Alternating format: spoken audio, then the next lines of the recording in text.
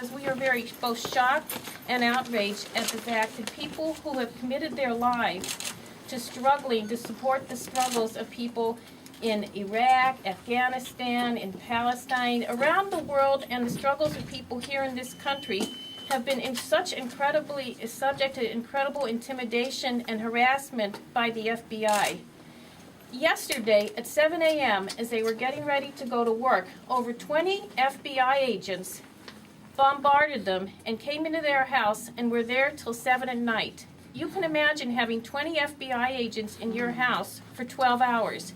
They then went through every single item and ended up taking over 30 boxes of the most personal belongings belonging to Mr. Iosbaker and Ms. Wiener. For example, they took documents showing their political involvement in the 70s, the 80s, and the 90s.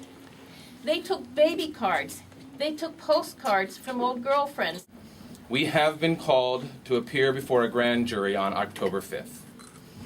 These raids, searches, and grand jury investigations are nothing more than an attempt to intimidate us and to intimidate the anti-war movement.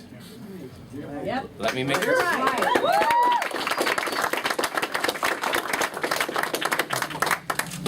Let me say this once and for all the media, because I know our brothers and sisters in the movement know it already.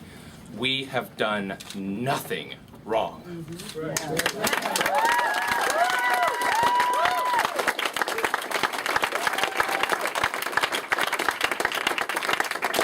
We're being targeted because we oppose the criminal wars and occupations launched by our government in Iraq and Afghanistan.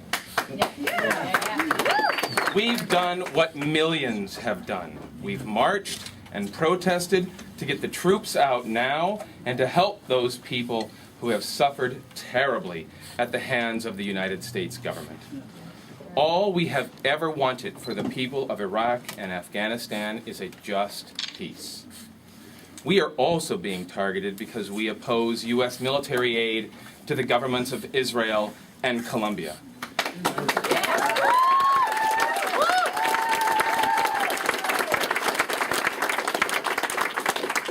These two largest recipients of arms and military aid from the U.S. are also brutal governments. The Palestinian people have lived under a brutal occupation for generations, and the U.S. has helped the Colombian regime murder thousands of peasants and trade unionists.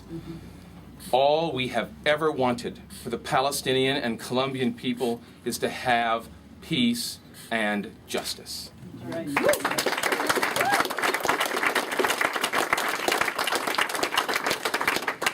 On the other hand, the FBI acts today as they have always acted, to intimidate and disrupt the anti-war movement and the movements for peace and justice.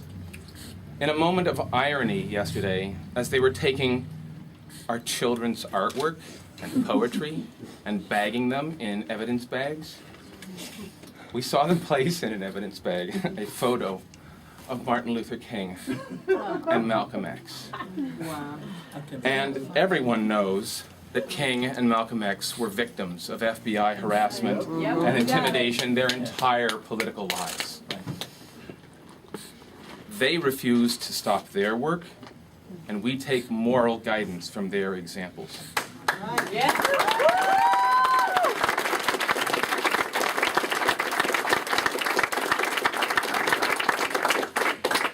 We won't be intimidated, and we know you won't be intimidated either. So we will see you on the streets on October 16th in the march.